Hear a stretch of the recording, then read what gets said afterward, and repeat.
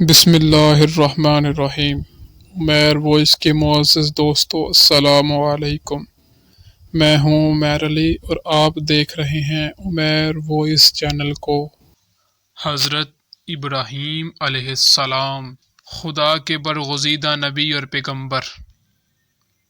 آپ علیہ السلام کو ابو الانبیاء اور خلیل اللہ بھی کہا جاتا ہے۔ اکثر انبیاء کرام آپ کی اولاد ہے۔ توریت اور انجیل میں بھی ان کے بارے میں مذکور ہے۔ توریت کی روح سے آپ علیہ السلام 2200 سال قبل مسیح میں عراق کے قصبہ ار میں پیدا ہوئے۔ آپ علیہ السلام کے والد کا نام تارخت لکھا ہے، مگر قرآن پاک میں آزر کے نام سے یاد کیا جاتا ہے۔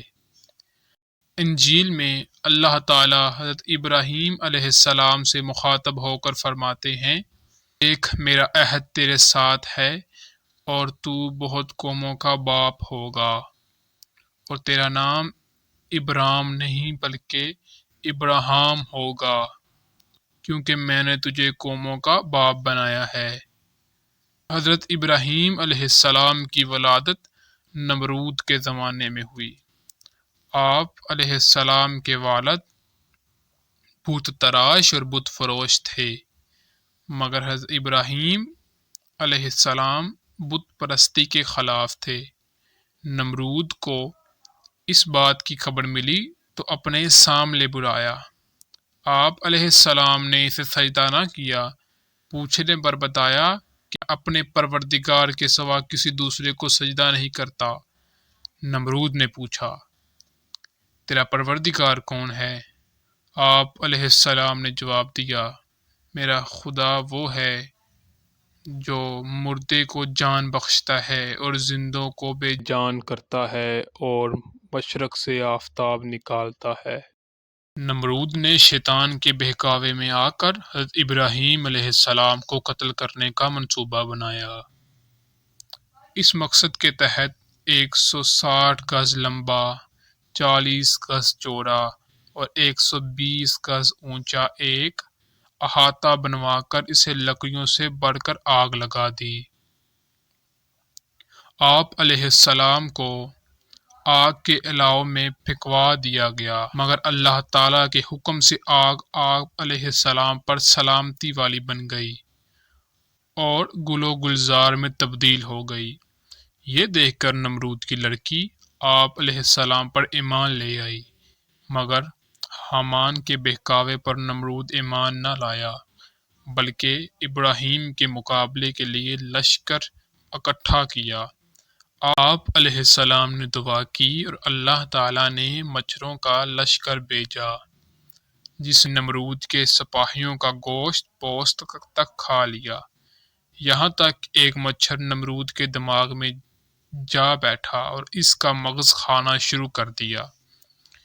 اس کی حرکت سے اسے تکلیف ہوتی، لیکن جب کوئی چیز سر پر مارتے تو آرام محسوس ہوتا۔ وہ 40 برس تک اسی مرض میں مبتلا رہا۔ حضرت ابراہیم علیہ السلام اپنی بیوی سارہ کے ہمراہ مصر پہنچے۔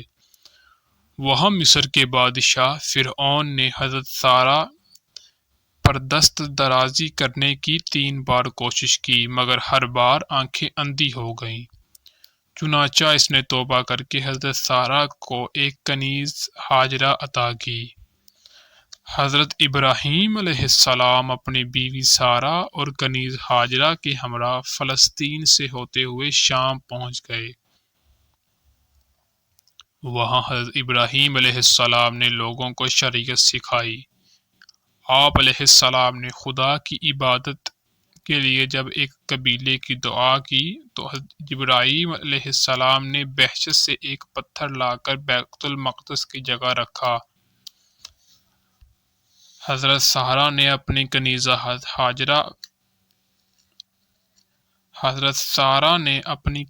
ہاجرہ آپ کو بخش دی۔ اس کنیز کے بطن سے حضرت اسماعیل علیہ السلام پیدا ہوئے۔ حضرت سارہ نے جب فرزند کی خواہش کی تو اس کے بطن سے حضرت اسحاق علیہ السلام پیدا ہوئے۔ کچھ عرصہ بعد حضرت ابراہیم علیہ السلام نے 3 روز تک متواتر خواب میں دیکھا کہ کوئی شخص کہتا ہے کہ اپنے بیٹے کو قربان کرو۔ حضرت ابراہیم علیہ السلام نے اپنے فرزند کو خدا کی راہ میں قربان کرنے کی کوشش کی، مگر جب حلق پر چھری پھیرنا چاہتے تھے تو ربانی ہوا کہ اے ابراہیم تو نے اپنا خواب سچا کر دیا، اس کے عوض ایک مینڈا ذبح کرو۔ چنانچہ آپ نے ایک مینڈا ذبح کیا، جس کے بعد قربانی کی رسم کا آغاز ہوا۔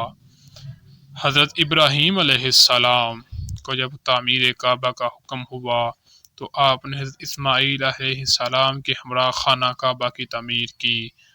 حضرت سارہ کی وفات کے بعد آپ نے ایک کنعانی عورت سے نکاح کیا، جس کی بطن سے 6 لڑکے پیدا ہوئے۔